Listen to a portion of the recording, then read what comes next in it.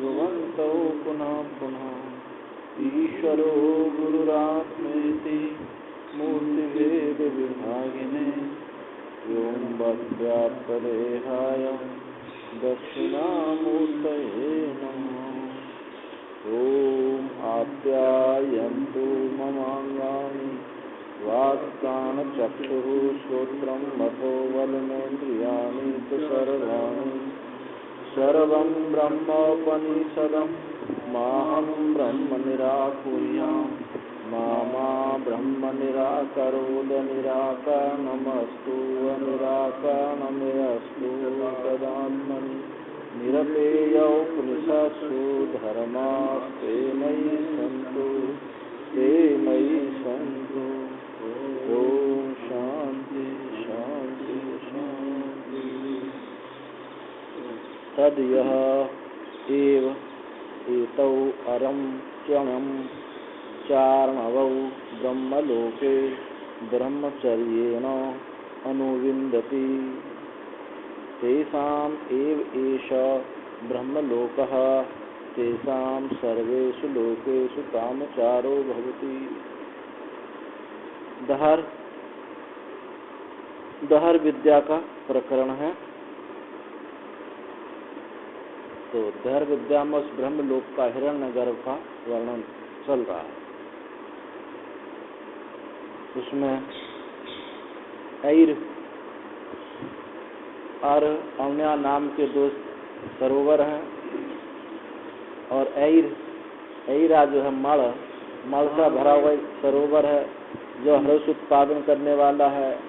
एक अमृत श्रावी पीपल का वृक्ष है, अश्वत्थ वृक्ष है और एक सोने का मंडप है, स्वर्ण मंडप जो स्वयं प्रभु ने निर्मित किया है। तो उसी के उसमें बता रहे हैं यही ब्रह्मलोक में। इस ब्रह्मलोक में जो और नया नाम वाले दो समुद्र कहे गए हैं वो ब्रह्मचर्येण अनुविन्दति, वो ब्रह्मचर्य के द्वारा ही ब्रह्मचर्य से वो प्राप्त होते हैं। ब्रह्मचर्य और नया नाम वाले उन दोनों समुद्रों को प्राप्त करते हैं। उन्हीं को ब्रह्मलोक मिलता है, अन्य को नहीं मिलता। उनकी संपूर्ण लोकों में स्वेच्छा गति हो जाती। संपूर्ण लोकों में स्वेच्छा गति यानी संपूर्ण लोक को आत्मत्वेन ही हो जाता है।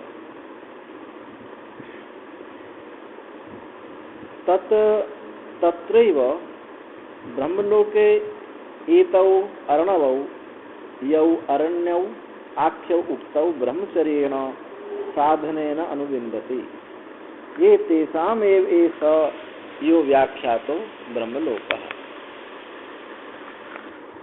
वहीं उस ब्रह्मलोक में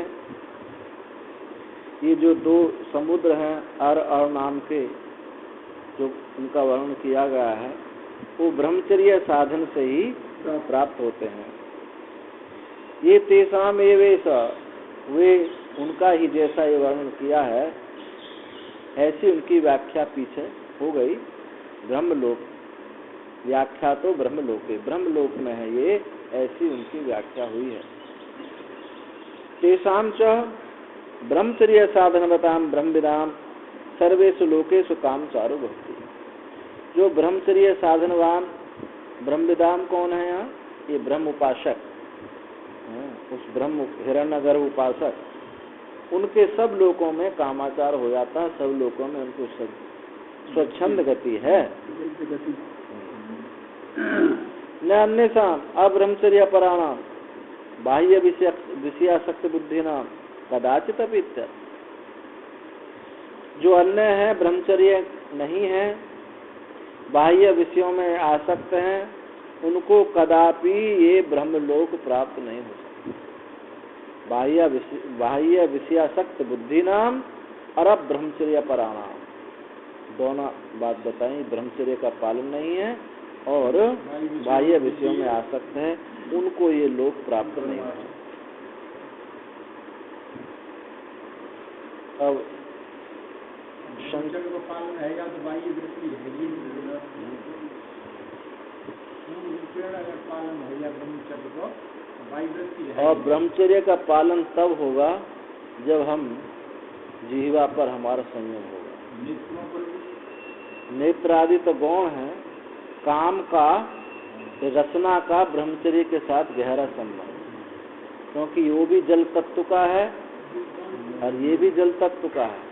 इसमें वाणी रचना और रचना का संबंध होने को संयम होने से वाणी भी संयम हो जाती है। वाणी का संबंध भी रचना से है और काम का संबंध तो बिल्कुल स्पष्ट है। सभी इंद्रियां पर जो दो इंद्रिय ज्यादा रचना और काम के विषय में रचना ज्यादा है। हाँ। क्योंकि जल तत्व की रस लेती है और जो इंद्रिय रस बोलती है वो बताते थे, इसलिए जो इंद्रियों का काम करना ननु अत्र त्वम इंद्रः त्वम वरुणः इत्यादि भी यथा कश्चित् स्तूयते महारः एवं इष्टादि भी शब्दै न स्त्रियादि विषय तृष्णा निमित्त मात्रम स्तुत्यर्हम् किम तर्हि ज्ञानस्य मोक्ष साधनत्वात् तदेव इष्टादि भी स्तूयते इति केचित्। कोई मतावलंबी कहते हैं, वो शंका करते हैं, मतावलंबी को कहते हैं कि तुम इंद्र हो, तुम वरुण हो, ऐसे जो पूज्य हैं इत्यादि शब्दों के द्वारा किसी पूज्य की स्तुति की जाती है। अरे आप तो बस इंद्र हो, तुम वरुण हो, तुम साक्षात भगवान हो, ऐसे स्तुति करते हैं। तुम इंद्र हो, तुम वरुण हो इत्यादि के द्वारा जो पूजनियों की स्तुति की जाती है। एवं इष्टादि भी जो पीछे शब्द आए थे, इष्ट सतत सत्राण, इनके इन शब्दों के द्वारा उनकी स्तुति की जाती है, ना कि स्त्रीय विषय तृष्णा निवृत्ति मात्र स्तुति करते। स्त्री विषय तृष्णा निवृत्ति के लिए वो उसकी स्तुति नहीं की जाती है। ये किसी पूज्य की स्तुति की जाती है, तुम इंद्र हो, तुम वरुण हो इत्यादि के द्वारा, इन शब्दों के द्वारा उनकी स्तुति की जाती है, ना कि स्त्री विषय जो तृष्णा है इसकी निवृत्ति के लिए ब्रह्मचर्य की स्तुति की जा रही है। किम तर्हि, तो किसकी स्तुति की जाती है? ज्ञान मोक्ष साधनत्वात्। मोक्ष का साधन कौन है? ज्ञान। इन इष्ट आदि शब्दों के द्वारा उस ज्ञान की स्तुति की जाती है, ऐसा ये कोई किसी का मत है। ये ब्रह्मचर्य की स्तुति नहीं, स्त्री विषय निमित्त, जो स्त्री विषय तृष्णा निमित्त जो आया था ना पीछे, कि उसकी स्तुति की स्त्री में तृष्णा आदि ना रहे, इसलिए स्तुति नहीं की जा रही इस ब्रह्मचर्य की, ये तो ज्ञान के लिए स्तुति की गई, ऐसा वो मानते हैं। तो कहते हैं ऐसी बात ठीक नहीं है। स्त्री आदि बाह्य विषय तृष्णा प्रहत चित्तानाम प्रत्यगात्म विवेक ज्ञान पत्ते। स्त्री आदि जो बाह्य विषयों में जिनका चित्त आसक्त है, विषय तृष्णा से जिनका चित्त हर लिया गया है, जिनको प्रत्यगात्म विवेक उनको उत्पन्न नहीं हो सकता। और श्रुति भी है, परांचिखानी तृण स्वयंभू तस्मात् परांग पश्यति नांतर आत्मन कश्चित् धीरः प्रत्यगात्मन इच्छत। परांचिखानी, खानी व तृण स्वयंभू, वो स्वयंभू ने इनको परांच खानी, इनको छेद दिया बाहर की तरफ को। तस्मात् परांग पश्यति, इसलिए वो बाहर ही देखती हैं, नांतरात्मा, अंतरात्मा को नहीं देखती। कश्चित् धीर, कोई धीर है, कष्टि धा प्रत्यगात्मन इच्छत, उस परमात्मा को देखने की इच्छा से कोई जो है उस प्रत्यगात्मा को देखना, अंतरात्मा को देखता है। तो इसमें प्रमाण भी है कि देखो, जब तक विषय स्त्री आदि विषय तृष्णा से चित्त हरा हुआ है, तब तक विवेक विज्ञान उत्पन्न नहीं हो सकता। इत्यादि श्रुति स्मृतिभ्य सतेभ्य, एक सैकड़ों श्रुति स्मृति हैं जिनसे ये बात कही जाती है कि इन बाह्य विषयों से चित्त को रोको, तभी ये ज्ञान उत्पन्न होगा। इसलिए ज्ञान की सीधी सीधे ज्ञान की स्तुति नहीं है यहाँ ज्ञान सहकारी कारण ब्रह्मचर्य आदि की स्तुति। तो ज्ञान सहकारी कारणम स्त्री आदि विषय प्रश्नानिवृत्ति साधनम विधातव्यम एव इति युक्त एव तत्स्मृति। ज्ञान के जो सहकारी कारण हैं वो स्त्री आदि विषय तृष्णा की निवृत्ति, ब्रह्मचर्य आदि, ये उन्हीं का विधान करना चाहिए, ना कि सीधा सीधा ये ज्ञान की स्तुति नहीं है। यही स्तुति यहाँ उचित है। ज्ञान के साधनों को भी, सहकारी साधनों को भी ज्ञान कह दिया जाता है। जैसे गीता में है, क्या है वो, अरे ध्यान से 13वां अध्याय, अमानित्वमदम्बित्वम अहिंसा क्षांतराज्यम आचार्य उपासनम शौचम स्थैर्य मार्ग विनिग्रह, ये जो साधन है, इंद्रियार्थेषु वैराग्यम अनहंकारेण च जन्म मृत्यु जरा आदि दुख दोषानुदर्शनम असक्तिरनुभिस्वंगा पुत्रदार्गिरहादिषु नित्यम च संचित्तम इष्टानिष्टोपत्तिषु। ये जो साधन बताए ये सब सहकारी साधन है। तो सहकारी साधनों को भी ज्ञान कहा दिया। निकट है कि ज्ञान नाम से कहे। अब शिष्य कहता है कि ननु च यज्ञादि भी स्तुतम ब्रह्मचर्यमिति यज्ञादि नाम पुरुषार्थ साधनों गम्यते, कि यज्ञादियों के द्वारा जो ब्रह्मचर्य की स्तुति की गई है कि यज्ञ ब्रह्मचर्य है, मौन ब्रह्मचर्य है, तो सब आए ना, एक सतत्रायण एक चर्य, अनस्कायन ब्रह्मचर्य है, पीछे सब नाम आए हैं। ये तो यज्ञादियों के द्वारा ब्रह्म स्तुत हुआ है, ब्रह्मचर्य स्तुति हुई है ब्रह्मचर्य की। तो यज्ञादि नाम पुरुषार्थ साधनत्व गम्यते, इससे तो यज्ञादियों का ही पुरुषार्थ साधन जाना जाता है। ब्रह्मचर्य को क्यों ऐसा मानते हैं? ब्रह्मचर्य की ही स्तुति की जा रही है, ऐसा क्यों कहते हो? इन्हें यज्ञादि के द्वारा ब्रह्मचर्य स्तुत हुआ है, उसकी स्तुति की गई है, तो यज्ञादि ही पुरुषार्थ का साधन जाना जाता है। तो कहते सत्यम गम्यते, तुम ठीक कह रहे हो, ठीक कह रहे हो। न तो यह ब्रह्मलोक प्रति यज्ञादीनाम साधनत्वम अभिप्रेत, कह तो तुम ठीक रहे हो, परंतु यहाँ बात ऐसे समझो ये, किंतु यहाँ ब्रह्मलोक के प्रति यज्ञादि के साधन को अभिप्रेत करके यज्ञादि के द्वारा ब्रह्मचर्य की स्तुति नहीं हुई है। ये बात समझो कि ब्रह्मलोक के प्रति यज्ञादियों का साधन है, उसको अभिप्राय करके यज्ञादियों के द्वारा ब्रह्मचर्य की स्तुति नहीं की गई है। तो क्या की गई है? तेषां प्रसिद्ध पुरुषार्थ साधनत्व अपेक्षा, वो पुरुषार्थ साधन की अपेक्षा करके ही ब्रह्मचर्य की स्तुति की गई है। और इस परम पुरुषार्थ की प्राप्ति के लिए सबसे ज्यादा उत्कृष्ट साधन ब्रह्मचर्य है, और साधन सब इसके पीछे रहते हैं, इसकी पुष्टि करते हैं।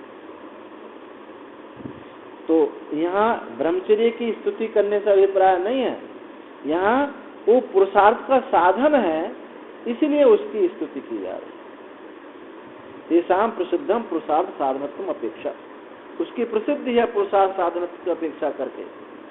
यथा इंद्रादि भी राजा न तो यत इंद्रादि नाम व्यापार तत्रैव राज्ञ इति तद्वत्, जैसे इंद्रादि रूप से जैसे राजा की स्तुति की जाती है, राजा कहा तुम इंद्र हो, न तो यत इंद्र आदि नाम व्यापार तत्रैव राजा, ये नहीं है कि इंद्र आदि का जो व्यापार है वही राजा है, ये बात नहीं बताई जा रही। बताई ये जा रही है जैसे इंद्रादि रूप से राजा की स्तुति की जाती है, ना कि इंद्रादि का व्यापार ही राजा का व्यापार है, जो इंद्र करता है वो राजा करता है, ये बात नहीं बताई जा रही। यहाँ तो स्तुति की जा रही है उसकी। ऐसे ही यहाँ पुरुषार्थ के साधनत्व की अपेक्षा करके ब्रह्मचर्य की स्तुति हुई है, ना कि ब्रह्मचर्य की ही स्तुति हुई। तो अब पीछे कहा शंका की थी कि ज्ञान की स्तुति हुई है तो क्या अंतर हो गया? ये सहकारी साधन की स्तुति है, ना कि शुद्ध ज्ञान की स्तुति। ये इमे अर्णवादयो बाह्य लौकिका संकल्पजाश्च पित्रादयो भोगा ते किं पार्थिवा मात्राणि ते पार्थिवा आप्याश्च यत् इह लोके दृश्यन्ते तद्वत् अर्णव वृक्ष कुहु स्वर्ण मंडपानि आहुष्विद मानस प्रत्यमात्राणि इति।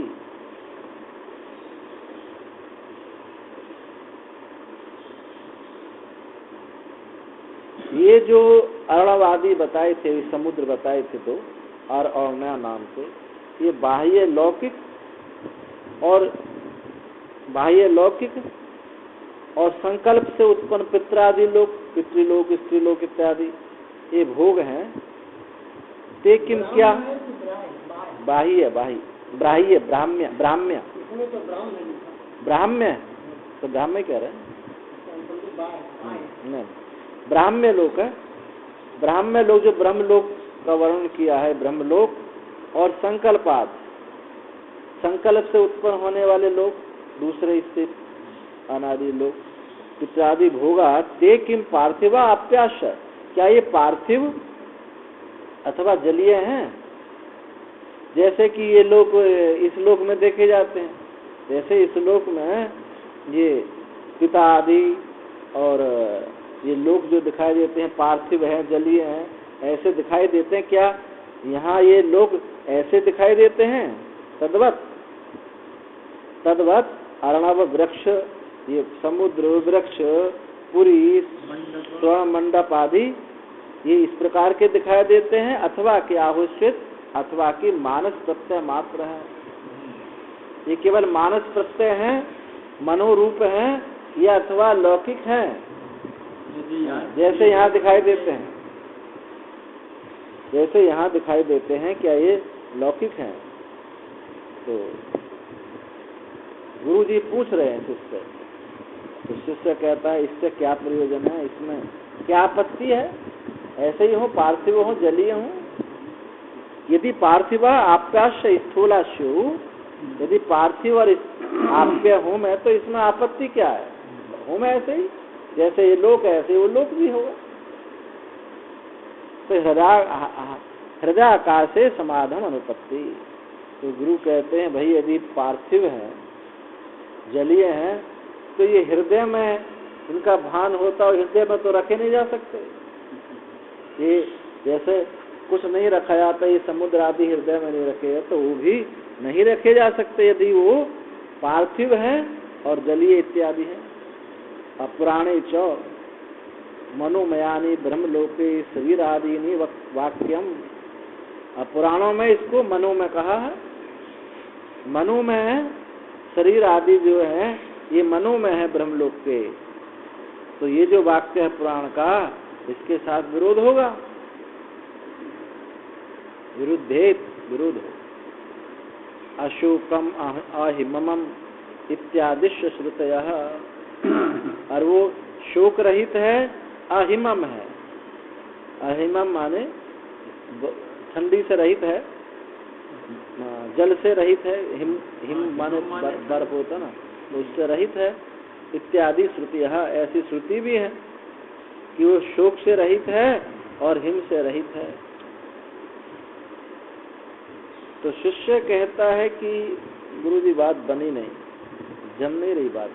आप इनको जलीय बता रहे हो, पुराण भी आप मानस बता रहे हो, पुराण भी मानस बता रहे हैं, लेकिन ऐसा स्पष्ट वर्णन है, कैसे मान लिया जाए? समुद्रा सरितः सरांसी वाप्य कूपा यज्ञ वेदा मंत्र आदयश्च मूर्तिमंतो ब्रह्मण उपतिष्ठन्ते इति मानसत्ते विरुद्धे पुराण। हमने तो ऐसा सुना है, पुराणों में भी सुना और भी जो है सुना कि सब जो है समुद्र, नदियाँ, तालाब, वापी, कूप, यज्ञ, वेद और मंत्र, अच्छा, मूर्तिमान होकर के ब्रह्मा जी के पास गए, मूर्तिमान होकर के ब्रह्मा के पास गए थे, ऐसा हमने सुना है। इति मानस सत्य विरोध, यदि इनमें मानस हो में ये तो विरोध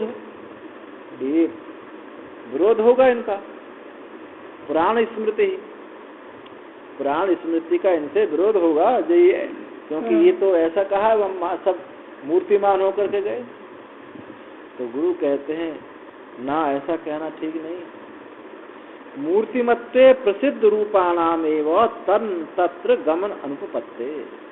अरे यही तो कहा मूर्तिमान होकर गए, ये थोड़ी कहे कि समुद्र इसी रूप से चला गया। मूर्तिमान हो गए, कोई रूप बना लिया। मूर्तिमत होने पर प्रसिद्ध रूपाणाम एवं तत्र गमन अनुपत्ति, जो उनका प्रसिद्ध रूप है नदियों का, समुद्र का है, इस रूप से संभव नहीं है गमन अनुपपत्ति। तस्माद प्रसिद्ध मूर्ति व्यतिरेकेण सागर आदि नाम, इसलिए सागर आदियों का प्रसिद्ध मूर्ति से भिन्न रूप से मूर्त्यंतरम, सागर आदि भी इन सागर आदियों के द्वारा दूसरी कोई मूर्ति ग्रहण करके ब्रह्मलोक गंती कल्पना, ब्रह्मलोक को जाने वाले गए थे, ऐसी कल्पना करनी चाहिए। इन रूप को ऐसा ही रूप से वो नहीं जाते। तुल्यायाम च कल्पनायाम यथा प्रसिद्धेव मानस्य आकारवत् पुन स्त्री आदि मूर्ति युक्ता कल्पित मानस देह अनुरूप संबंधोपत्ते। तुल्यायाम कल्पनायाम, ये जो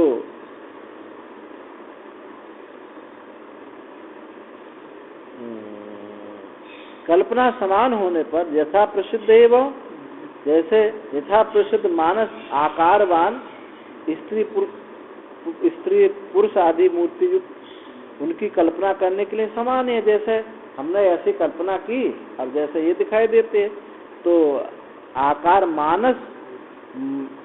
मानसस्य आकारवत्य, मन के आकारवान होने वाले ये स्त्री पुरुष आदि हैं, जो मूर्ति युक्त कल्पना करने के लिए जैसी प्रसिद्धि है, तो इसकी समानता ही है कि मानस देह अनुरूप संबंध उत्पत्ति, मानस देह के अनुरूप ही उसके साथ संबंध होता है। दृष्टा ही मानस एवं आकारवत्या पुरुषत्यादि मूर्ति स्वप्न, क्योंकि ये मन की ही मन आकार देखा गया है। कहाँ? स्वप्न में। स्त्री जो पुरुष लोग हैं, ये स्वप्न में आकार बांध देखे गए हैं।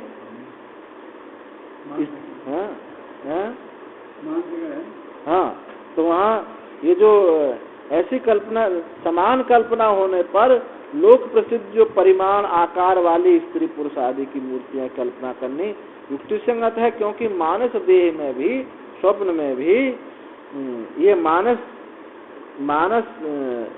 मानस रूप एकमात्र संबंध होने से वहाँ सिद्ध होता है। जैसे ये दिखाई देता है, स्वप्न में भी ऐसे ही आकृति धारण की हुई होती है।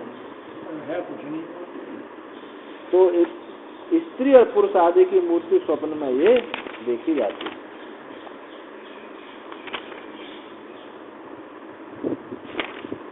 ननु ता नृता एवं, गुरुजी ने कहा, जब उन्होंने ऐसी बात कही तो गुरुजी ने कहा कि मानस मूर्ति जो है जैसे स्वप्न में होती है, ऐसी मानस मूर्ति होकर के इस मूर्ति से होकर के चले गए और वे ब्रह्मा जी के पास पहुंचे। तो ये जो तुल्य कल्पना, समान कल्पना होने पर यथा प्रसिद्ध, जैसे प्रसिद्ध है मानस आकार वालों का स्त्री पुरुष का, ऐसी कल्पना की जा सकती है, क्योंकि मानस देह अनुरूप ही संबंध उनका है, स्वप्न में दिखाई देता है इस प्रकार। तो शिष्य ने कहा ता अनृता एवं, ये तो स्वप्न की तो झूठी होती है, अजागृत ये सच्ची होती है। ते में सत्याः कामा इति श्रुतियः तथा सती विरुद्धे। श्रुति में तो कहा सत्य काम है, सत्य संकल्प है, स्वप्न की झूठी होती है। वे जो सत्य काम आदि श्रुतियां हैं, ये श्रुति है तथा सती, ऐसा होने पर तो विरोध होगा, वो तो स्वप्न की तो मिथ्या है, और ये जो है सत्य संकल्प कहा है इनको।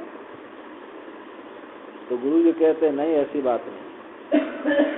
मानस प्रत्यय से सत्व उपपत्ति, जो मानस प्रत्यय है यही सत्व प्राप्त होता है। मानसा ही प्रत्यय स्त्री पुरुषादि आकार सत्य दृश्यते। मानस प्रत्यय ही स्त्री पुरुष आदि आकार जो है सत्य में दिखाई देते हैं। अब मानस प्रत्यय ये सत्य ही होता है। अब ये बात मानस प्रत्यय सत्य ही होता है, अभी कुछ खलबली मचा देगा, पर आगे स्वयं आचार्य इनकी व्याख्या कर देते हैं। यहाँ शंका होती है इन चीजों की। मानस प्रत्यय सत्य कहने से मतलब ये अधिष्ठान रूप से ये सत्य है। जैसे पहले वर्ण किया जगत सत्य है, पहला किया था जगत सत्य है, अधिष्ठान रूप में सत्य कारणवाद जो कहा है उससे जगत सत्य है। तो ऐसे मानस प्रत्यय भी तो किसी अधिकरण में है, उसका भी तो बिना अधिकरण के तो भास उसका भी नहीं होगा। इसलिए मानस प्रत्यय से सत्ता उपपत्ति, सत्य उसका प्राप्त होता है। मानस प्रत्यय ही स्त्री पुरुष आदि आकार स्वप्न में देखे जाते हैं। तो स्त्री पुरुष आदि जो स्वप्न में आकृति हैं इनका अधिष्ठान रूप से वो सत्य ही, ये बात कही जा रही है।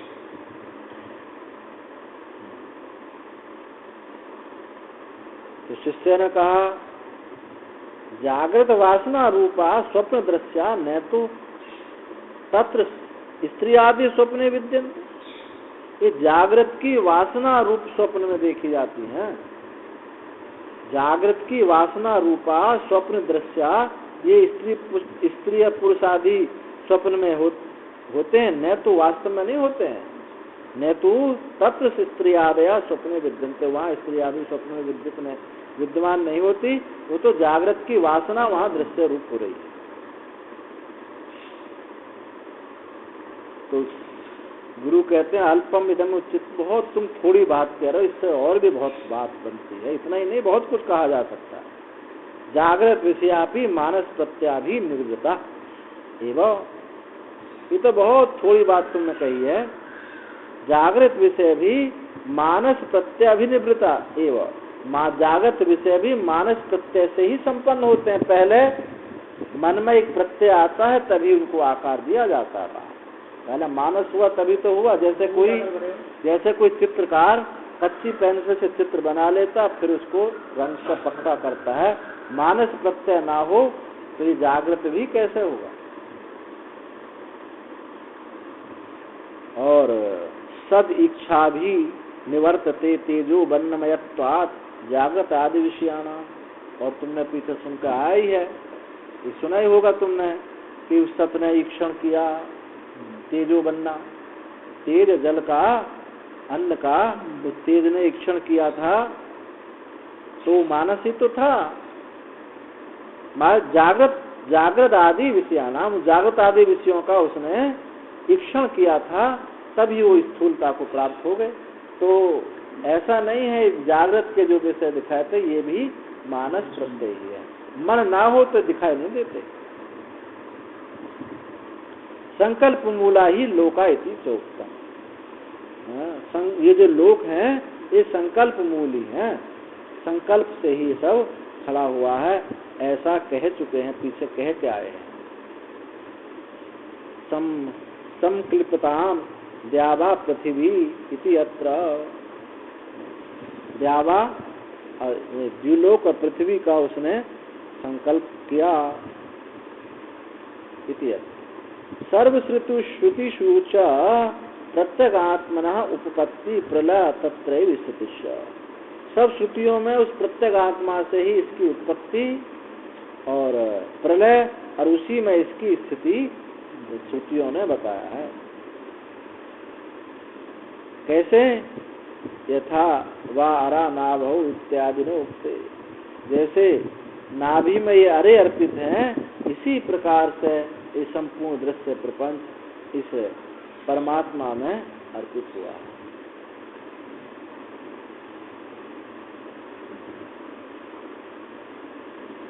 तस्मान् मानसानां बाह्यानां च विषयानां इतर इतर कार्य कारणत्वम् इष्यते बीजांतर।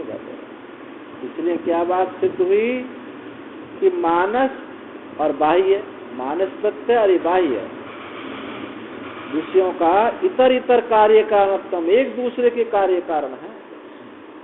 मानस से ये बाह्य होता है, स्थूल होता है, और स्थूल से ये मानस होता है। कभी कभी विषय को देख करके इंद्रियों को ज्ञान होता है, इंद्रियों को विषय को देख करके इंद्रियों को ज्ञान होता है, और कभी विषय ना हो तो भी इंद्रियों को ज्ञान होता है। ऐसे मन का है, कभी विषय को देख करके ऐसी वृत्ति बनती है, कभी मन से ही वो विषय बनता है। अब कहीं जा रहे हैं, अंधेरे में कोई पशु सौल रहा है, आपने तो देखा नहीं है, लेकिन आपको कहे यहाँ कोई पशु सड़ रहा, दुर्गंध आ रही है, तो विषय की अपेक्षा से वृत्ति आपकी बनी है। और कभी वृत्ति से विषय बनता है, ऐसा संकल्प करते हैं, वो सामने उपस्थित हो जाता है। तो एक दूसरे के परिच्छेद्य परिच्छेदक हैं, एक दूसरे के कार्य कारण है। इसीलिए जिन लोगों ने जगत को बाह्य कहा, कि बाह्यार्थवाद, कि जगत बाह्य ही है, अंदर नहीं, एक ने कहा नहीं, अंदर है। एक ही मत में, एक ही बौद्ध मत में चार हो गए एक दूसरे का खंडन करने वाले। उसने कहा कि जगत बाह्य है, बाह्यार्थवादी नहीं, बाहर नहीं है, अंदर है। आलय विज्ञान, जो बुद्धि में हम देख रहे हैं वही बाहर दिखाई देता। एक ने कहा बाहर भी है, भीतर भी है। चौथे ने कहा न बाहर है, न भीतर है, सुन नहीं सुनना। एक दूसरे का खंडन कर दिया। तो ये है जो ना तो उसको बाहर कहा जा सकता, ना भीतर कहा जा सकता। यही उसकी अनिर्वचनीयता है। अनिर्वचनीयता सदा सदाभ्याम अनिर्वचनीय जो कहा, ये सत से भिन्न नहीं है, सत से भिन्न नहीं है, इसलिए भावरूपता है।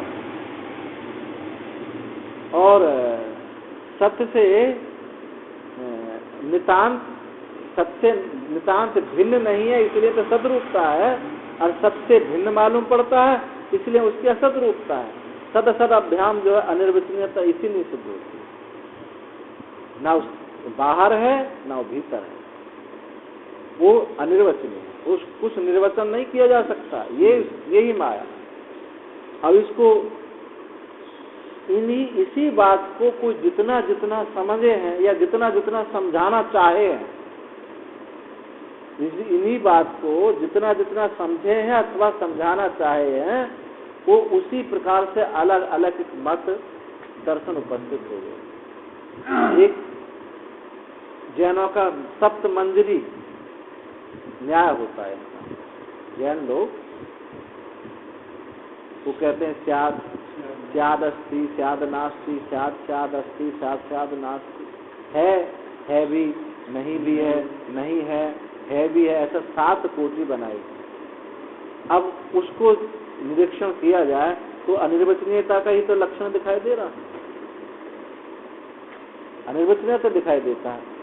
अब वो क्यों उन लोगों ने ऐसे शब्दों का प्रयोग नहीं किया?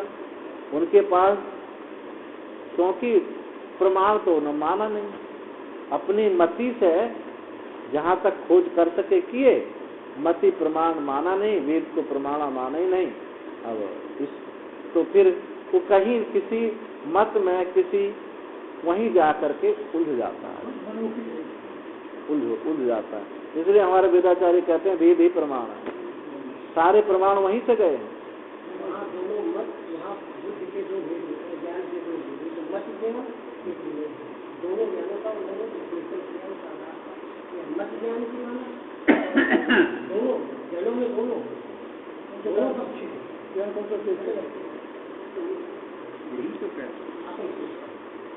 तो बीजांकुरवत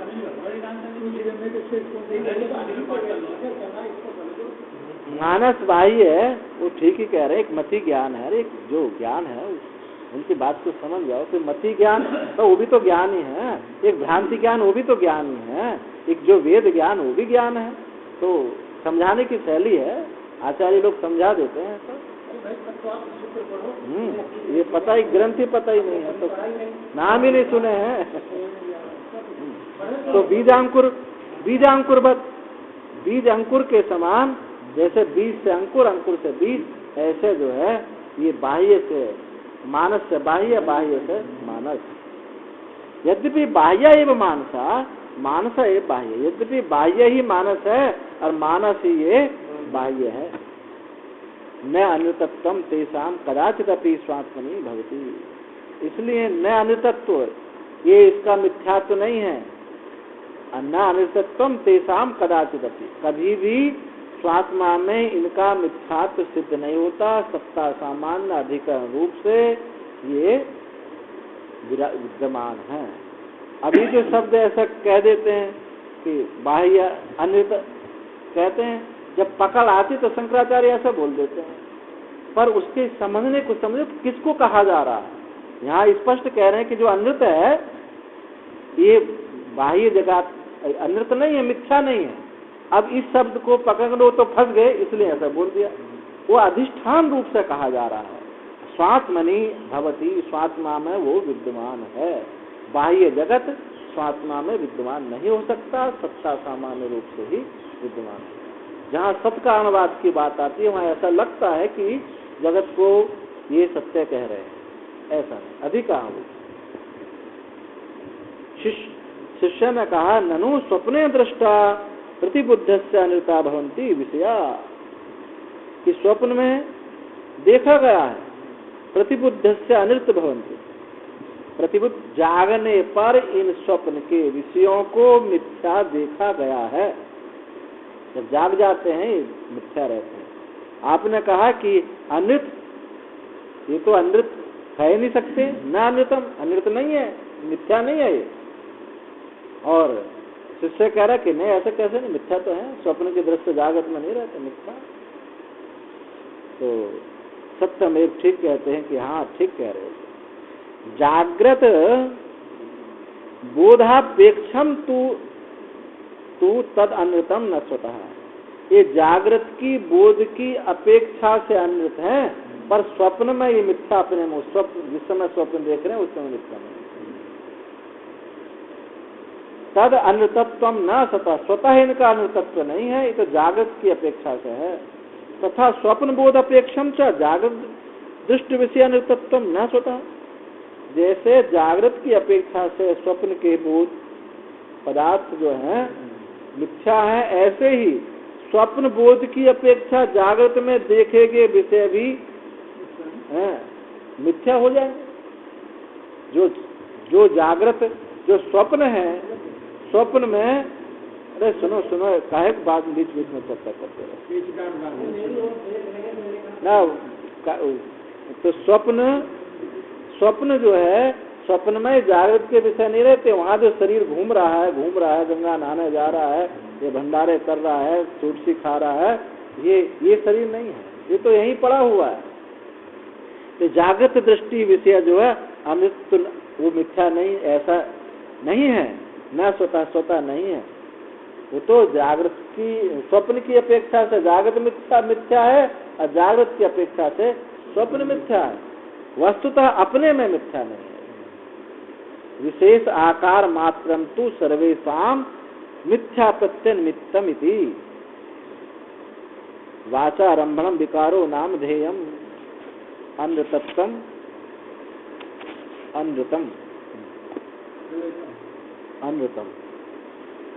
विशेष आकार मात्रम तु सर्वेषाम, जो विशेष, सबका जो विशेष आकार है, विशेष जो आकार बना, ये मिथ्या प्रत्यय निमित्त है, पर वो अधिष्ठान रूप से वो सत्य है। विशेष आकार तु सर्वेषाम, सबका जो विशेष आकार मात्र है वो मिथ्या प्रत्यय निमित्त है। इसी को कहा वाचा रमणो विकारो नाम दे, अनृत कहा। जो विशेष आकार बनता है, विशेष आकार का जो जहाँ ये भाषित हो रहा है वो मिथ्या नहीं है। इसलिए स्वप्न पदार्थ या जागृत पदार्थ अधिष्ठान रूप से मिथ्या नहीं है। यदि नितांत ये असत होता तो रेत से रेत से तेल निकल आया करता। अब नितांत अभाव से किसी चीज की उत्पत्ति नहीं होती।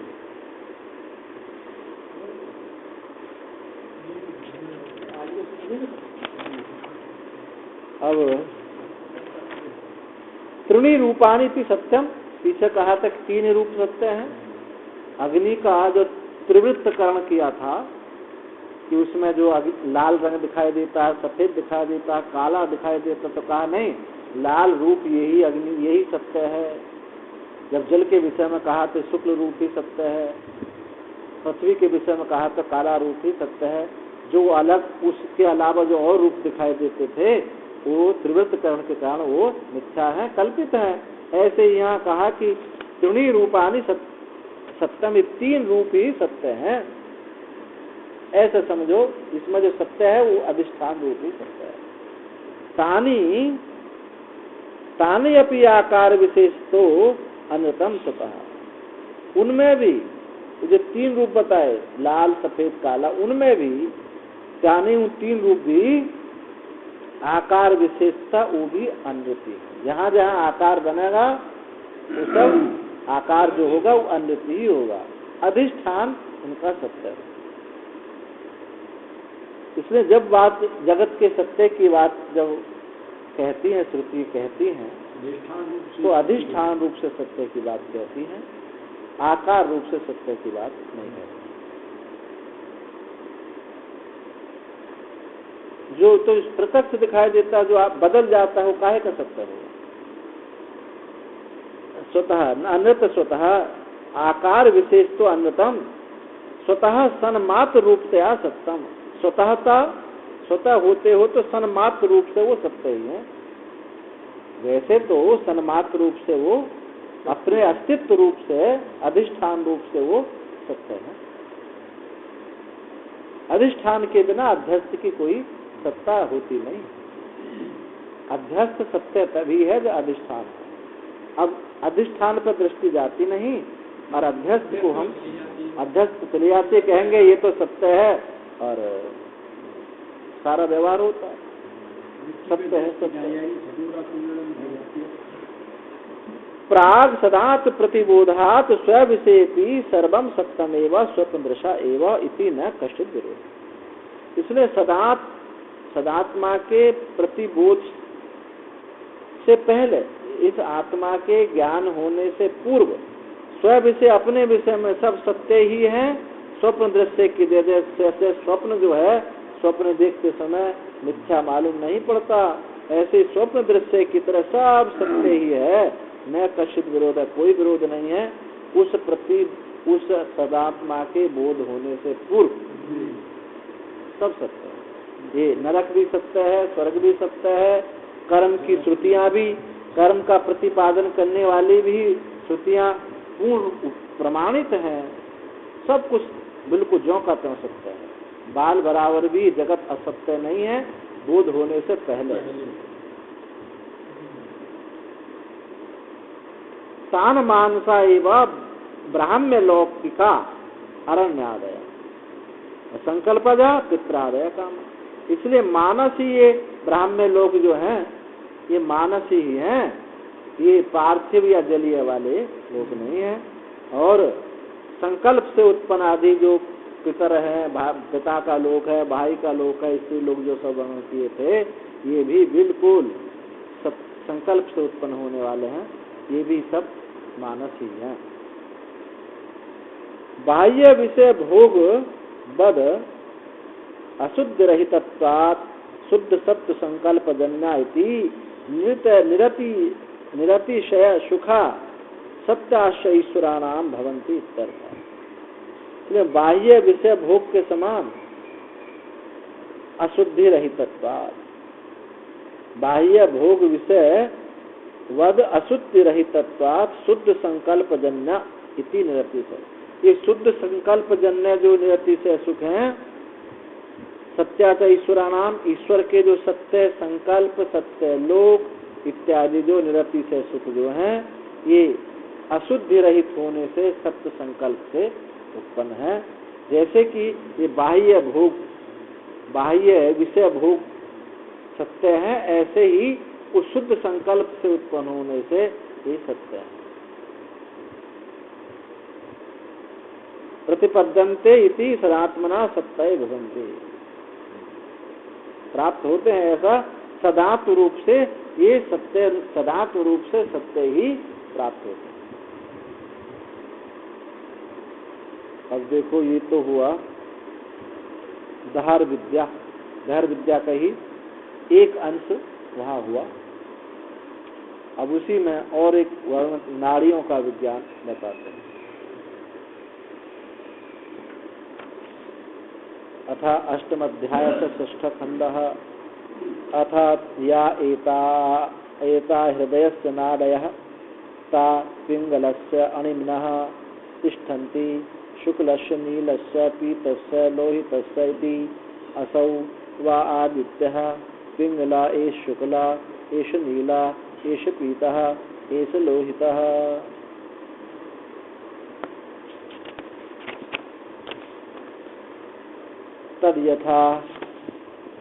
तद्यथा महापथा आतत उभौ ग्रामौ गच्छति इमं च अमुं च इमं एवं एव एता आदित्यस्य रश्मयः उभौ लोकौ गच्छन्ति इमं चामुं चामुष्मात् आदित्यात् प्रत्यायते ता आसु नाडीषु सुप्ता आभ्यो नाडीभ्यः प्रतायन्ते ते अमुष्मिन् आदित्य सुप्ताः। तद् यत्रेतद् सुप्तः समस्त संप्रसन्नः स्वप्नं न विजानाति आसु तदा नाडीषु सिक्तो भवति तम न कश्चन पाप्मा स्पर्शति तेजसा हि तदा संपन्नो भवति। अथा यत्रेतद् अबलिमानं नीतो भवति तम अभिमत आसीना आहु जानासि माम जानासि मामिति स यावत् अस्मात् शरीरात् अनुत्क्रांतो भवति तावत् जानाति। अथ यत्रेतदस्मान् शरीरात् उत्क्रामति अथ एतैरेव रश्मिभिः ऊर्ध्वम् आक्रामते स ओमेति वा ह उद्धाबीयते स यावत् क्षिप्येन मनसस्तावदादित्यं गच्छति एतद् वै खलु लोकद्वारं विदुषां प्रपदनं निरोधो अविदुषां तदेष एष लोकः। शतं च एकां च हृदयस्य नाडयस्तासां मूर्धानम् अभिनिस्सृतैका तयोः ऊर्ध्वम् आयम्य अमृतत्वमेति विसंगन्या उत्क्रमणे भवन्ति। अभी नाड़ी से कैसे उस हिरण्यगर्भ की प्राप्ति होती है ये बताते हैं नाड़ी। अथा या एतस्य हृदय नाड़ी, ये जो हृदय की नाड़ी है ता पिंगल अणिमा, पिंगला बहुत सूक्ष्म है, जो शुक्ल नील और पीत और लोहित ये जो है इसके रंग है जैसे कि आदित्य में रंग है। यस्तु हृदय पुंडरीक गतम यथोक्त गुण विशिष्टम ब्रह्मचर्य आदि साधन संपन्न त्यक्त बाह्य विषया अनिर्त तृष्णः सन उपासते तस्ययं मूर्धन्यया नाड्याः गतिर्वक्तव्येति नाड़ी खंड आरभ्यते। यस्तु किंतु जो हृदय पुंडरीक हृदय जो कमल है हृदय पुंडरीकगत यथोक्त गुण विशिष्ट जैसे गुणों का वर्णन किया था अभय पापमा आदि जो हृदय में हृदयाकाश में जो वर्णन किया था उसी को ब्रह्मचर्य आदि साधन संपन्न हुआ। त्यक्त बाह्य विषय अनित्य तृष्णा और बाह्य जो विषयों में जो अनित्य तृष्णा है उसको छोड़ करके यनुसन उपासते जो उपासना करते हैं उन्हीं की यह मूर्धा नाड़ी से गति हम बताते हैं। गति वक्तव्य कहनी चाहिए कि किस प्रकार से मूर्धा नाड़ी से ये जीव जाता है और हिरण्यगर्भ लोक की प्राप्ति करता है। तो नाड़ी खंडम आरब्ध थे, नाड़ी खंड इसका आरंभ किया जाता है। किसका? इस धार विद्या का ही, धार विद्या का ही खंड है नाड़ी खंड। अथ या एता वक्ष्यमाणा हृदयस्य पुंडरीकाकारस्य ब्रह्म उपासन स्थानस्य संबंधिनो नाड्यो हृदय मानस पिंडात सर्वतो विनिश्चितः आदित्य मंडलादिव रसमया। अतः ये वक्षमाण आगे जो कही जाने वाली नाड़ी है, हृदय कमल के आकार के, ब्रह्म उपासना स्थान के, हृदय कमल इस ब्रह्मपुर में, ये हृदय कमल जो है, कमल के सदृश जो है, जिसको भीष्म कहा था, राजमहल कहा था, जहाँ ब्रह्म की उसकी उपस्थिति है, स्मरण होता है, पुंडरीक आकार ब्रह्म उपासना स्थान का संबंधित नाडु से जो संबंधित नाड़ियां हैं, हृदय मांस पिंडात सर्वतो निश्चिता, इस हृदय मांस पिंड से बाहर की तरफ को निकली है। जो हृदय कमल है, यहाँ से नाड़ी निकली है, बाहर की तरफ फैली हुई है। कैसे फैली हुई है? आदित्य मंडलाद इव रश्मियां, जैसे आदित्य मंडल से रश्मियां चारों तरफ बिखरी हुई हैं, ऐसे ही इस हृदय कमल से जो मांस पिंड है, इससे नाड़ियां निकली हुई। एताः पिंगलस्य वर्ण विशेष विशिष्टस्य अनिमनः सूक्ष्म रसस्य रसेन पूर्णा। ये जो पिंगल वर्ण विशेष विशिष्ट, पिंगल रंग की एक विशिष्ट नाड़ी है जो बहुत सूक्ष्म है। सूक्ष्म रसस्य रसेन पूर्णा, वो सूक्ष्म रस वाली ये पिंगला नाम की नाड़ी है जो बहुत सूक्ष्म है और इस सूक्ष्म रस के द्वारा परिपूर्ण है, भरी हुई है? हाँ। तदाकारा एव तिष्ठन्ति, और तदाकार उसी आकार से स्थित रहती है, अर्थात अन्न रस से ही आकार उसका अन्न रस वाला ही है, ऐसे आकार की वो स्थित है। तिष्ठन्ति वर्तन्ते इत्यादि। तथा शुक्लस्य नीलस्य पीतस्य लोहितस्य रसस्य पूर्णा इति सर्वत अध्यार्य। सर्वत अध्याय करना चाहिए और नाड़ियों में भी कि शुक्ल नील पीत लोहित रस से भरी हुई है।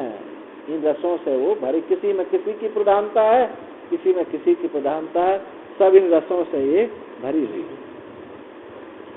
शौरेण तेजसा पिताख्येन पाकाभिनिवृतेन कफेन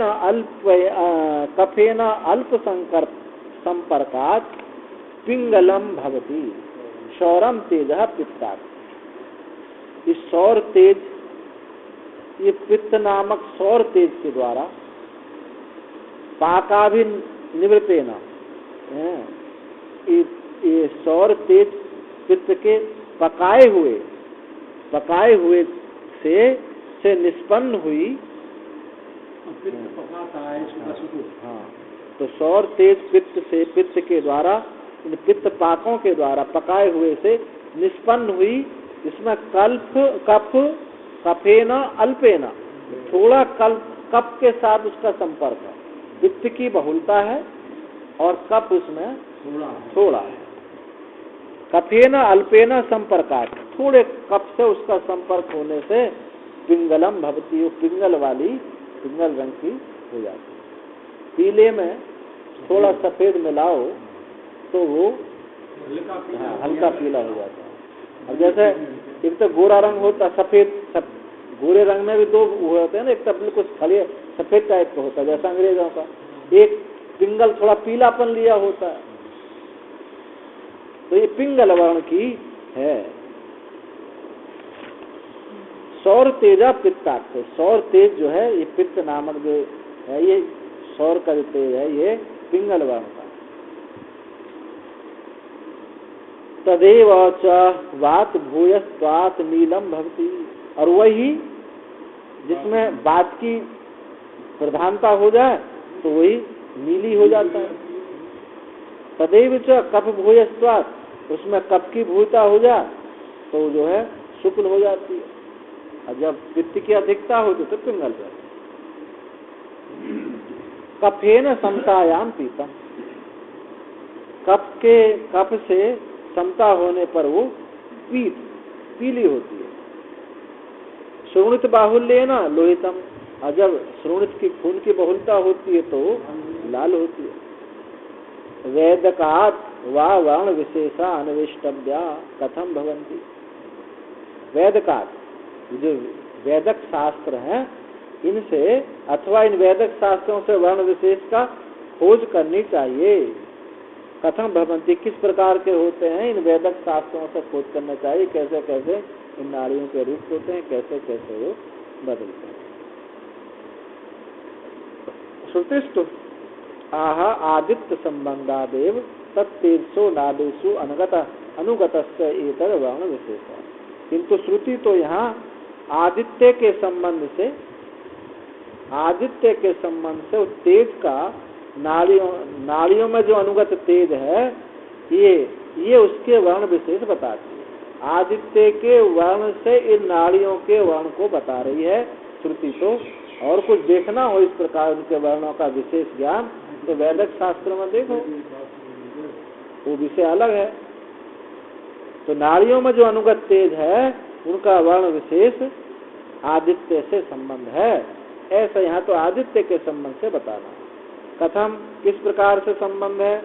असौ वा आदित्य पिंगलो वर्णतः एस आदित्य शुक्लो एसेव नीला एस पीता एस लोहिता आदित्य।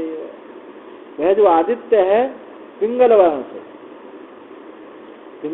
से जो है ये आदित्य है, शुक्ल वर्ण से ये भी आदित्य ही है, नील है ये भी वर्ण, उसकी किरणों में रंग होते हैं ना, ये नील है सब नील, एस पीता यही पीला है यही लाल है, ये आदित्य वो आदित्य ही है जो रंग वाले। उसी से नाड़ियों की बात बताई गई। तद यथा महापथा आतता प्रभो ग्रामो गच्छति मां चामुम चेतामेव। उस विषय में दृष्टांत समझना चाहिए। जैसे लोक में कोई लंबा मार्ग वाला बहुत लंबा रास्ता है, एक समीपस्थ और दूरस्थ दोनों ग्रामों को चला जाता है। पहले पड़ेगा नारकी, फिर उसके बाद थरिया आ जाएगा। तो एक ही रास्ते में दो है, एक समीपस्थ है और एक जो है दूरस्थ है। वैसे ही आदित्य की किरणें इस पुरुष में और उस आदित्य मंडल में दोनों लोकों में जाती है, संपूर्ण लोकों में जाती है और इस शरीर में भी आती है। तो ये ऐसे जाते इसमें अब व्यष्टि समष्टि की एकता करके इसमें बताई जाएगी।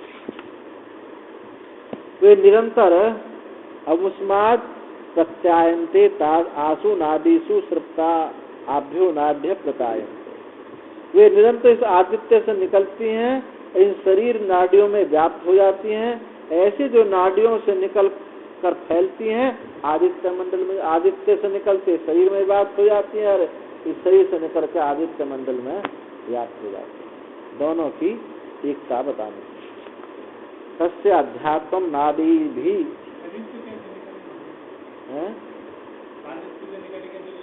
आपकी आदित्य निकल करके ये आपकी आंख देख रही है, आदित्य से देख रही है। अब आंख जो देख रही है इस समष्टि में फैल रही है नहीं फैल रही है, किसकी किरण है? हाँ, सूर्य की तो आप कह रहे हैं। सूर्य की जो किरण है उस किरणों से आपकी आंखों में आई और आंख से निकल करके फिर मंडल में दिखाई दे रही है। जो भी आप देख रहे हैं आदित्य, ये आपकी किरण आदित्य की किरण तो ही है। हाँ,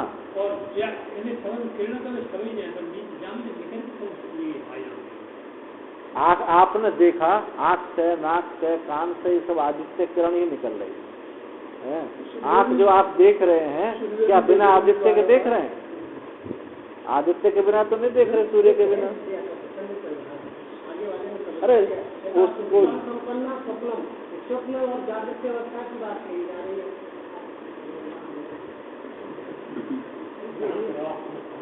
आप भी वही काम कर रहे हैं। दंड विद्यार्थी की तरह आप काम कर रहे हैं। तो यहाँ इतने से समझिए, जो आदित्य से, सूर्य से जो इसमें हमारा शरीर में जो आ रही है वो सूर्य की तो आ रही है, और इससे जो आप इंद्रियां देख रही हैं, जो इंद्रियां देख रही हैं, ये भी तो आदित्य मंडल में जा रही है, नहीं जा रही है। व्यष्टि का समष्टि के साथ संबंध। हाँ, अब आँख आपने आकाश को देखा, किसी को देखा, तो जो किरणें तो बाहर गई है, आज इसमें विस्तार रूप से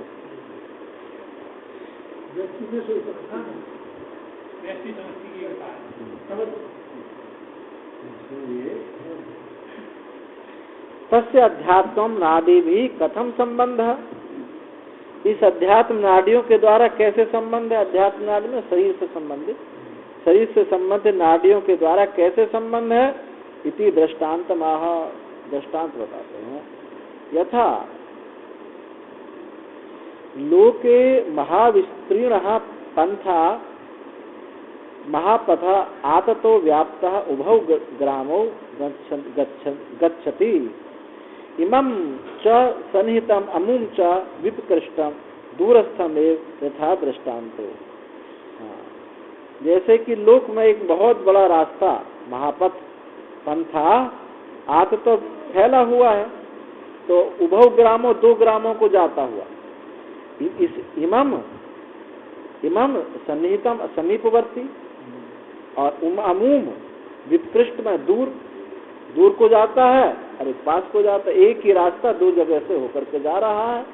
ये दूरस्थम यथा दृष्टांतो, जैसा ये दृष्टांत महापथा उभा ग्रामों प्रविष्टा, जैसे महामार्ग दृष्टांत दोनों गांवों में प्रवेश करता ही है, इसी प्रकार से आदित्य रश्मियां, ये आदित्य की जो रश्मियां हैं, उभौ लोकौ, 2 लोकों में प्रवेश करती है। अमुम च आदित्य मंडलम, इमम च पुरुषम, इस पुरुष में और आदित्य मंडल पुरुष में, इन दोनों में जाति ही उभयत्व प्रविष्टा, दोनों जगह प्रविष्ट हो जाती है। जैसे महापथ है, इस गांव को भी जोड़ता है और दूसरे गांव को भी जोड़ता है। कैसे? कथम, किस प्रकार से? अमुष्माद आदित्य मंडलात् प्रतायन्ते संतता भवन्ति। अमुष्माद, उस आदित्य मंडल से प्रतायन्ते संतता भवन्ति, उससे फैला हुआ है। तथा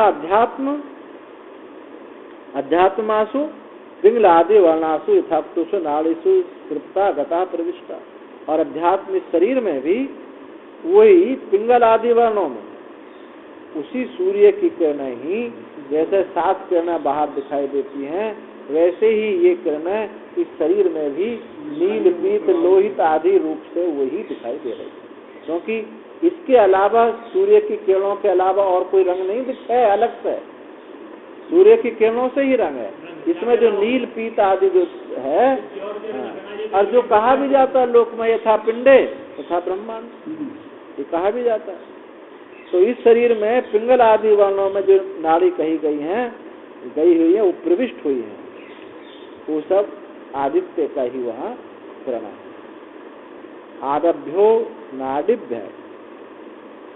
नाडिभ्य प्रतायन्ते प्रवृत्ता संतान भूता सत्यस्ते अमुष्मिन्। इन दोनों ओर से, आभ्याम नाड़ी, इन दोनों नाड़ी में से,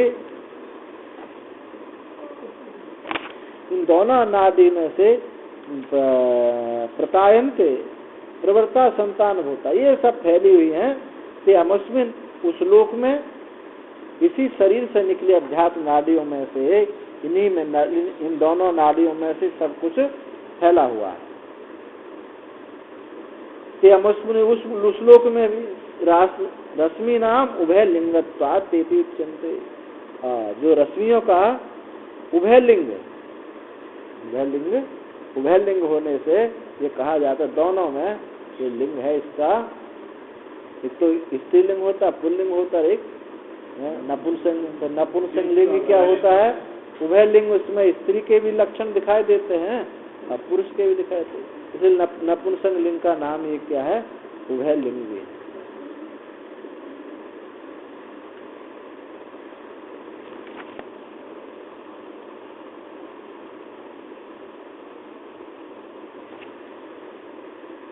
हाँ, तद यत्र एतत् सुप्तः समस्तः संप्रसन्नः स्वप्नं न विजानाति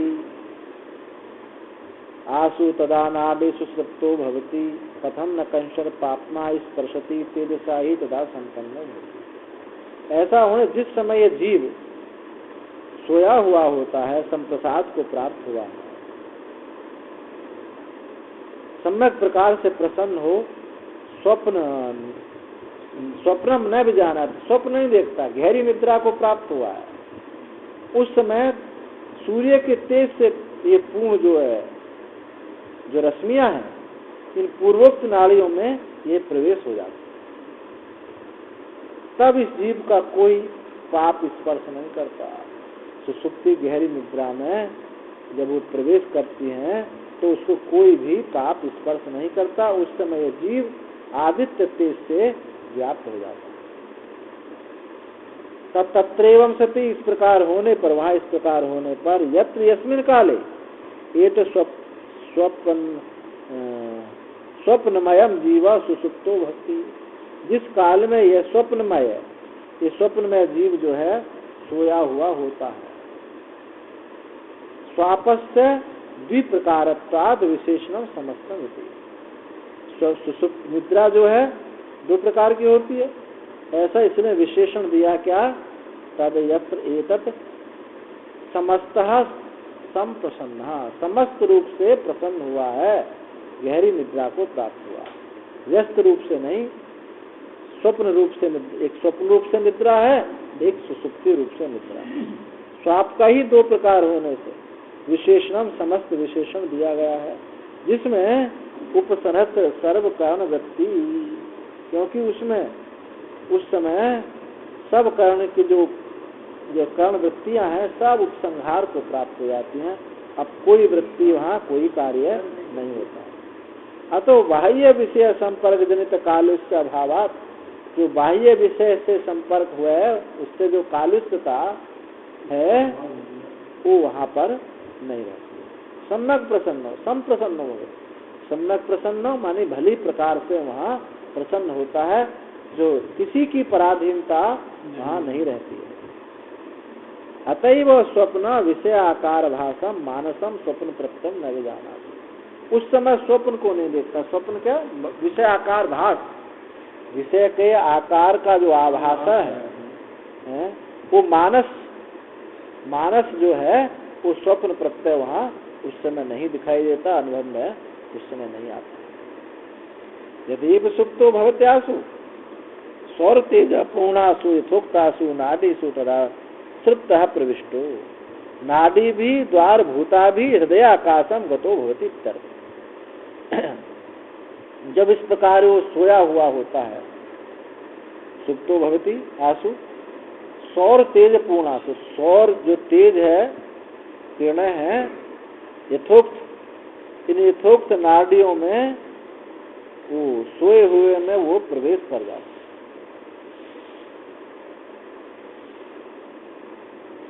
अब वैसे तो प्रवेश तो वैसे भी करती है, पर कोई कहे कि भाई इंद्रियां तो काम नहीं कर रही, जागृति कैसे है, ये सब कुछ क्यों हुआ, तो इसलिए विशेषण दिया कि समस्त वहाँ कुछ इंद्रियों का उपसंहार होने पर गहरी निद्रा में सोते हुए भी ये नाड़ी वहाँ भी प्रवेश कर जाती। वैसे तो करती ही करती है। सुप्त प्रविष्टो नाड़ी भी द्वार भूता भी प्रविष्ट हुआ, नाड़ी भी नाड़ी द्वार भूतों के द्वारा, नाड़ी रूपी द्वारों के द्वारा हृदय आकाशम गतो भवति, वो हृदय आकाश में चला जाती। सूर्य की जो रश्मियां हैं वो हृदय आकाश में जाती। नहीं अन्यत्र सत्संपत्ति, इससे कोई अलग सत्संपत्ति नहीं है, यही जो सुसुप्ति है यही सत्संपत्ति है। नहीं अन्यत्र सत्संपत्ति, स्वप्न दर्शनम अस्ति, वहाँ स्वप्न का दर्शन नहीं होता है। सामर्थ्य, इसी सामर्थ्य से कोई स्वप्न का दर्शन नहीं होता, तो वहाँ क्या है, सत्य संपत्ति को प्राप्त हुआ होता है जीव।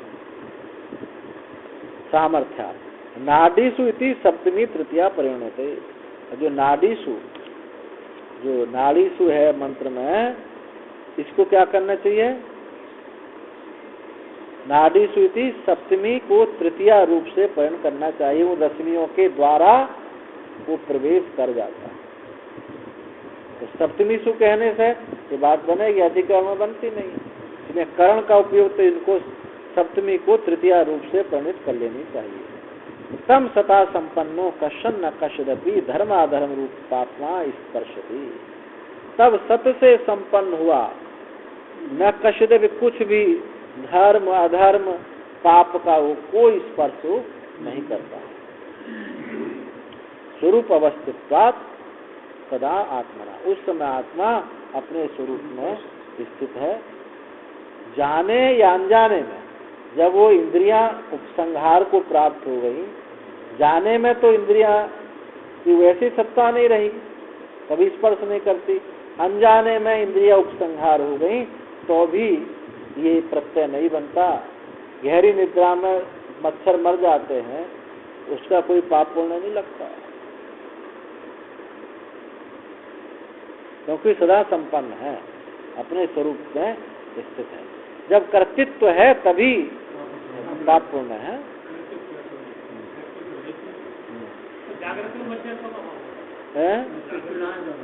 नहीं, कर्तृत्व बात कर रहे हो, आप सोचो तो कर्तृत्व खरी में मानो, तो जो सोच ले वो मैंने बात देहेन्द्रिय विशिष्टम ही सुख दुख कार्य प्रदानेन पापना स्पर्श। देहेन्द्रिय विशिष्ट, क्योंकि देहेन्द्रिय विशिष्ट सुख दुख कार्य के प्रदानता से ही पाप स्पर्श होते हैं। देहेन्द्रिय से विशिष्ट होकर सुख दुख के कार्य रूप से ये सब पाप और पुण्य इनका स्पर्श होता। न तो सत संपन्न स्वरूप अवस्थम कश्यति पापमा स्पष्ट मुक्त होती। सत संपन्न अपने स्वरूप में स्थित हुआ, कोई भी पाप उसको स्पर्श करने का साहस नहीं कर सकता उस समय, अविषयत्वात्, क्योंकि वो विषय से रहित। अन्यो ही अन्य से विषयो भवति, अन्य ही अन्य का विषय होता है। जहाँ एक ही हो तो वहाँ कोई ना विषय की कोई प्रश्न नहीं उठता, तो अन्य ही अन्य का विषय होता। न तो अन्यत्वम केचित कुतश्चित सत संपन्न, न कि अन्यत्व किसी का भी सत्संपन्न, जो सत्संपन्न हुआ है उसका अन्यत्व कभी किसी को होता ही नहीं, वही है। कभी उसको सत्संपन्न का अन्यत्व किसी को होता ही नहीं है। स्वप्न प्रच्यवन तु आत्मनो जागत स्वप्नावस्थायां प्रतिगमनम। स्वप्न प्रच्यव, आत्मा के स्वरूप, ठीक, स्वरूप प्रच्यवन जो जुड़ा हुआ है या त्वा अलग है?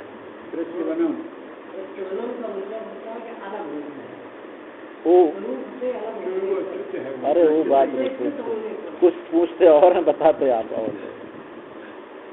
स्वरूप हमारे में बिंदी नहीं है ना, इसलिए ऐसा लग रहा है कि स्वरूप स्वात ऐसा सब दिखाई पड़ रहा है। स्वरूप प्रच्यवनम, अब ठीक, स्वरूप प्रच्यवनम तो आत्मनो जागत स्वप्न अवस्थायां प्रतिगमन। बाह्य विषय प्रतिबोध अविद्या काम कर्म बीजस्य ब्रह्म विद्या हुतासन दाह निमित्तम इति आवोचाम षष्ठ इति तदिहा इति प्रत्यतव्यम। स्वरूप प्रच्यवन, स्वरूप से जो च्युत हुआ है, कि आत्मनः जागत स्वप्न अवस्था प्रति, आत्मा अपने स्वरूप से च्युत हुआ जागृत और स्वप्न के प्रति तब उसका गमन है। स्वरूप से च्युति है तभी स्वप्न है और जागृत है। बाह्य विषय प्रतिबोध अविद्या काम कर्म बीजस्य, जो बाह्य विषय के को प्रतिबोध कौन करने वाला है? अविद्या काम और कर्म, अविद्या काम कर्म बीज का ब्रह्म विद्या हुताश। इस ब्रह्म विद्या रूपी अग्नि से, इस ब्रह्म विद्या रूपी अग्नि से बाह्य विषय को का प्रतिबोध अविद्या काम कर्म बीज है, ये अदाह निमित्तम, ना जलने पर, इति आवोचाम, इस ब्रह्म विद्या रूपी अग्नि से ये जब नहीं जलता है तब बाह्य विषय प्रवृत्ति देखी जाती है, और ये जल गया तो बाह्य विषय प्रवृत्ति नहीं है। इति आवोचाम, छठे अध्याय में ऐसा कहे। तद यहाँ भी वैसा ही यहाँ भी जानना चाहिए। ब्रह्म विद्या रूप अग्नि से ये सब दग्ध न होने के कारण जलता नहीं है, इसलिए प्रवृत्ति का बीज बनता है। यदैव सुप्तम सौरेण तेजसा ही नाड्यांतर्गतेन सर्वतः संपन्नो व्याप्तो भवति। यदा, जब इस प्रकार सोया हुआ सौर तेज के द्वारा नाड़ी अंतर्गत, नाड़ी के अंतर्गत इस सौर तेज के द्वारा सर्वतः संपन्न व्याप्त, सब और सब व्याप्त हो जाता है सोए हुए समय। अतो विशेषेण चक्षुरादि नाड़ी द्वारा ही बाह्य विषय भोगाया अप्रसुतानि करणानि अस्य तदा भवन्ति। जब ये सौर तेज के द्वारा नाड़ी के अंतर्गत सब ओर से व्याप्त हो जाता है तो विशेष रूप से चक्षुआदि इंद्रियों के द्वारा ये बाह्य विषय भोग के लिए उसकी अप्रसुतानि करणानि, वे सभी कर्ण निरुद्ध हो जाते हैं, अपना काम करना वो बंद कर देते, विशेष रूप से सोने पर। तदा तदा भवति, तदा स्वरूपो भवति, तदा संपन्नो भवति। तदा से क्या संपन्न होता है। तस्माद अयम करणानां निरोधात् स्वात्मनेव अवस्थितः स्वप्नम न विजानाति इति उक्तम्। इसलिए इन कर्णों के निरोध हो जाने से अपने आत्मा में उसकी स्थिति है, तब वो स्वप्न को नहीं देखता। अब ये जो ज्ञानपूर्वक जहाँ इंद्रियों का उपसंहार हुआ है तो लौट कर आता नहीं है, पीछे आया था। और जो अज्ञान पूर्वक स्वरूप से संपन्न होता है तो लौट के आ जाता, हटपूर कर यह प्रकृति से सुसुप्ति में वो लौट के आ जाता। तत्रैवं सत्यथ यत्र यस्मिन् काले अबलिमानम अबल भावम देहस्य रोगादि निमित्तम जरादि निमित्तम व कृषि भावम एतन नयनम नीतः प्रापितो देवदत्तो भवति। अथ यत्रेतद अबलिमानम नीतो भवति। जिस समय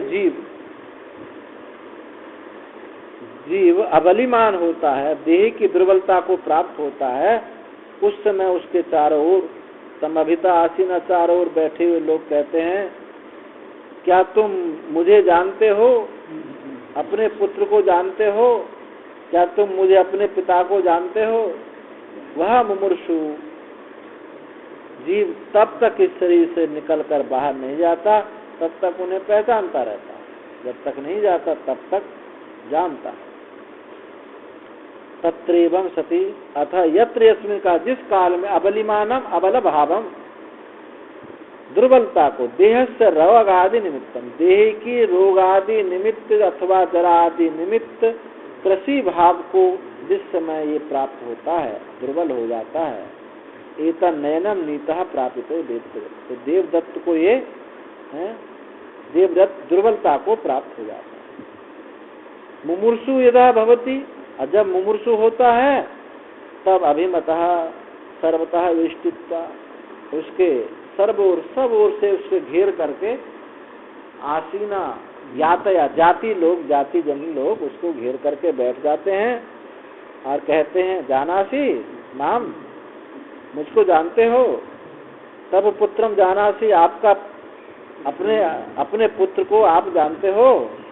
माम पितरम, अरे आप मुझ पिता को जानते हो, ऐसा पूछते हैं। स मुमुर्षु यावद अस्मात् शरीराद उत्क्रांतो निर्गतो भक्ति, जब ये मुमुर्षु जब तक इस शरीर से उत्क्रमण नहीं करता, तावत पुत्रान जी जानाति, तब तक पुत्र पिता आदियों को जानता रहता है। जब शरीर से निकल कर फिर नहीं जानता है कि ये कौन।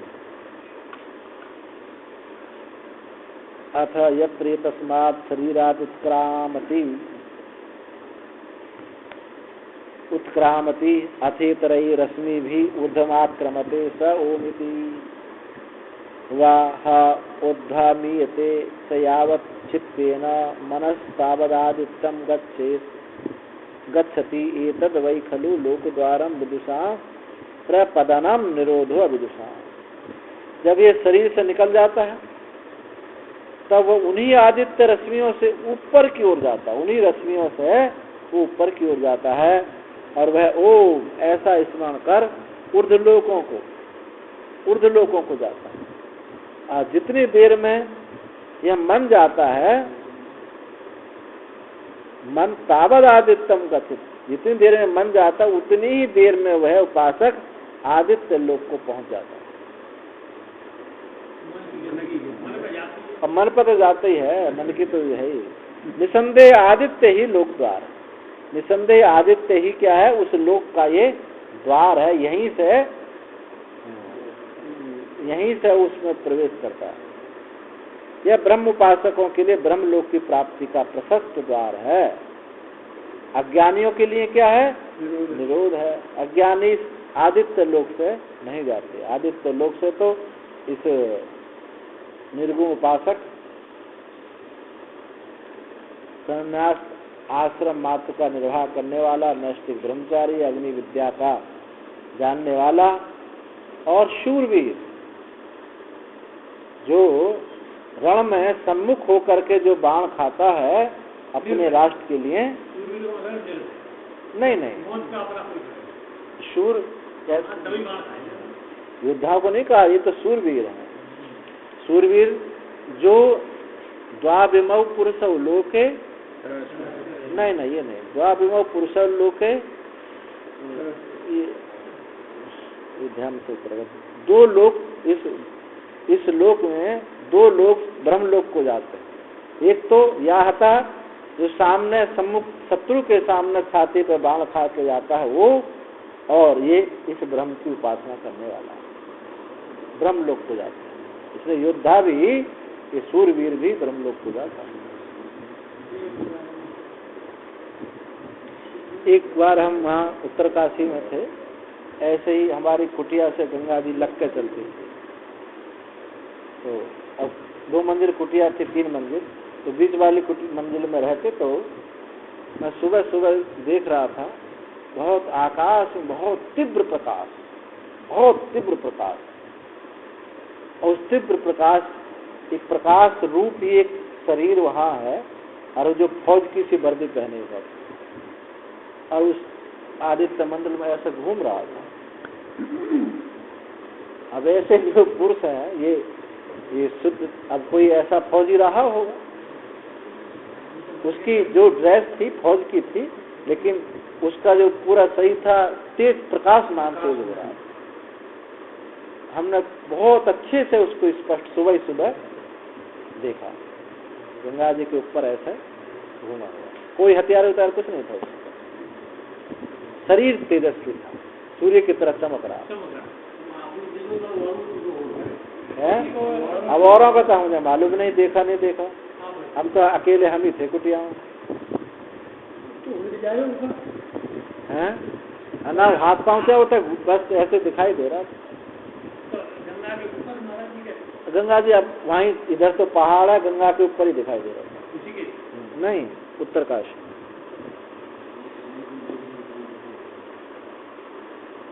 तो तत्रैवं मुमुर्षु यावत स मुमुर्षु यावत अस्मार शरीरात, जब मुमुर्षु इस शरीर से अनुत्क्रांतो निर्गतो भक्ति, अनिर्गतो भक्ति, तब तक वो जब तक नहीं निकलता तभी इनको जानता है। अथ यत्र एतत् क्रिया विशेषणम इति अस्माद शरीरात उत्क्रामति। यहाँ ये जो यद एतत्, जो मंत्र में है ना, यत्र एतत् अस्माद शरीरात, इस शरीर से, एतत् ये क्रिया विशेषण जो है इस शरीर से उत्क्रमण करता है। एतत् शब्द जो है इस क्रिया विशेषण है। अथा तद एतई एव यथोक्ताभि रश्मि भी ऊर्ध्वम आक्रामते यथा कर्मजितम लोकम प्रत्यविद्वान।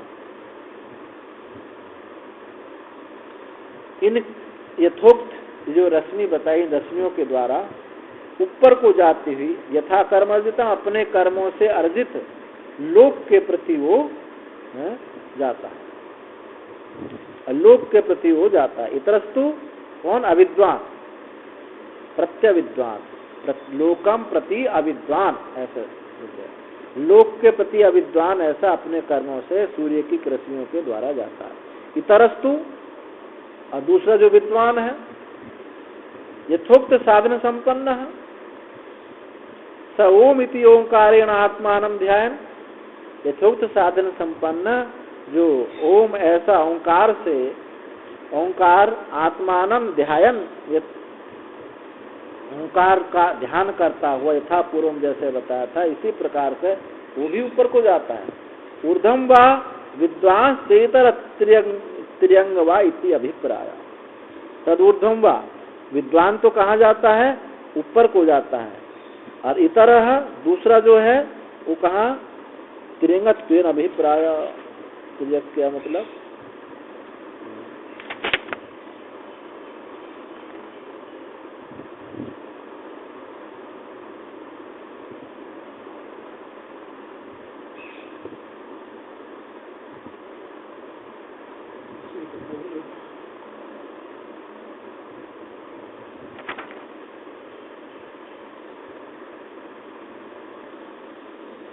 तिरछी किरणों के द्वारा से समझो। इतर त्रियंग वाहित करता है, वो तो ऊर्ध्व किरणों से जाता है, वो तिरछी किरणों से। अज्ञानी जो है तिरछी किरणों से यही, क्योंकि यही जन्मता है मरता है। मीयते प्रमीयते गच्छति है, ऐसा वो इन किरणों के माध्यम से वो जाता है।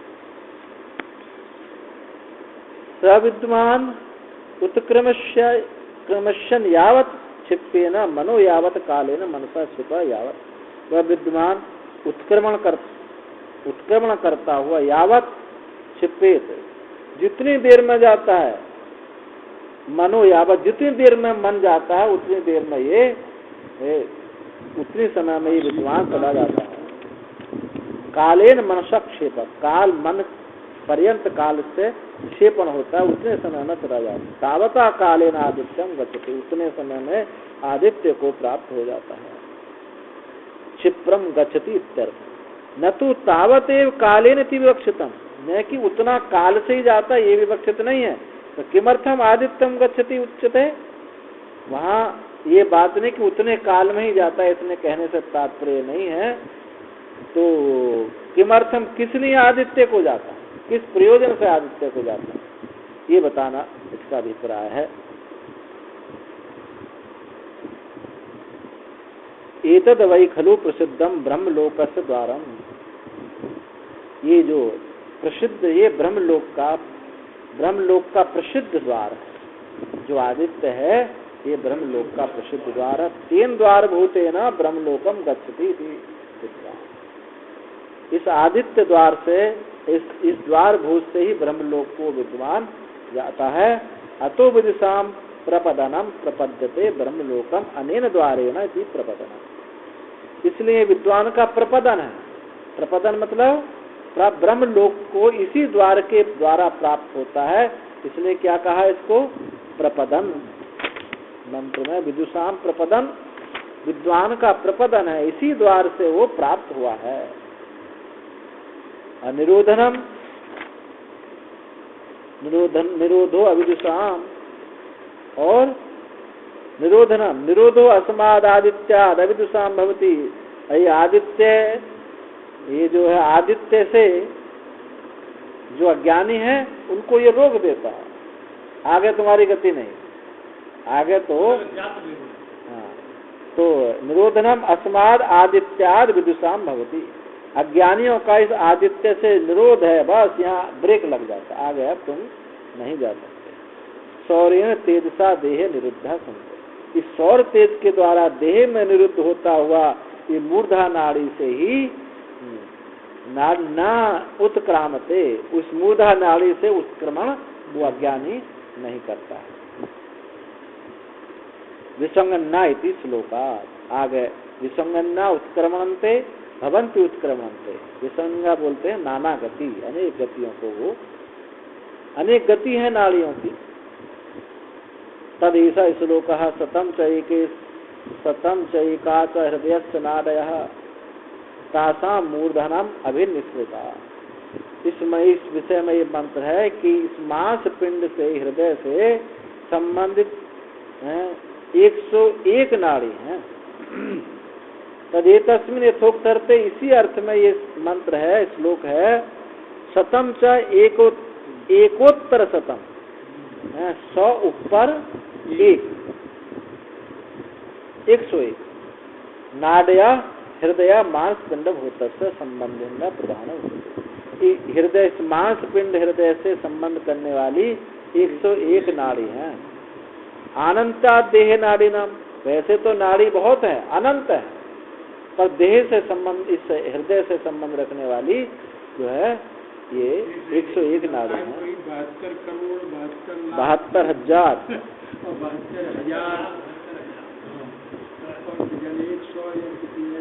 यहाँ तो कह रहे अनंत है। तासाम एकाम मूर्धानम अभिनिश्रिता, उनमें एक मूर्धानम अभिनिश्रित, मूर्धा की ओर जाती है। ये जो मूर्धा है, एक नाड़ी हृदय से ऊपर को जाती है। निर्गता गई तया ऊर्धम आयन गच्छन अमृतत्वम अमृत भावम इति, अमृत भावम एति, उससे ऊपर को जाती हुई अमृत भाव को वो प्राप्त होती है। विसंगन्य नानागतयः त्रियग विसर्पण्य, वो नाना गति है, त्रियग विसर्पणी है, यानी इधर उधर तिरछी उर्छी जाने वाली है। हाँ, तिरछी उर्छी विसर्पणी नहीं, विसर्पणी का अर्थ यहाँ इतने से समझे, त्रियग सर्पण्या, तिरछी मिर्ची चलने वाली है। ऊर्ध्वगाश्य अन्य नाड्यो भवन्ति, ऊर्ध्वगाश्य और ऊपर को जाने वाली नाड़ी है, ऊपर को जाने वाली नाड़ी है, और कुछ तिरछी मिर्ची जाने वाली नाड़ी है। संसार गमन द्वार भूता तू न तो अमृतत्वाय, ऊपर को तिरछी को जाने वाली नाड़ी ये संसार गमन के द्वार भूति है, ये अमृत तत्व की प्राप्ति कराने वाली नहीं, अमृत तत्व की प्राप्ति वाला तो मूर्धा नाड़ी है, बस उसी में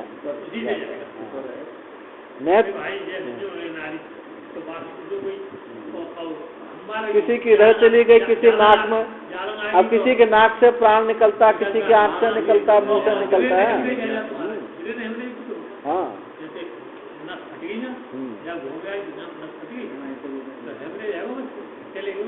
किम तर्हि उत्करण एव उत्क्रांत्यर्थम भवन्ति। किम तर्हि तो क्या, उत्करण ही उत्क्रांति अर्थ में होता है। जो उत्क्रमण है, उत्क्रमण ही उत्क्रांति के लिए ही होता है। तो उत्क्रमण जो है उत्क्रांति के लिए होता है। दुरभ्यास प्रकरण समाप्त था, 2 बार जो कहा भवति उत्क्रमणे उत्क्रमणे, ये जो है नाड़ी रूप से उस ब्रह्म की प्राप्ति, यहाँ जो है ये जो दहर विद्या थी वो पूरी। तो हाँ बोलो, बोलिए, सब होगा, पाठ होगा पूरा।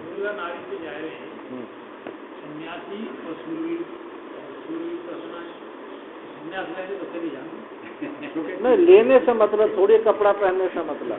अब सब कपड़ा पहन कर जो हम पहले वही कर रहे हैं, बाल बराबर भी अंतर नहीं हो रहा है, अपना किसी जैसे अपने सबसे संबंधित स्थापित पहले थे वही संबंध हमारे स्थापित है, तो वो तो और ज्यादा नीचे ले जाने के लिए हो गया हमारा।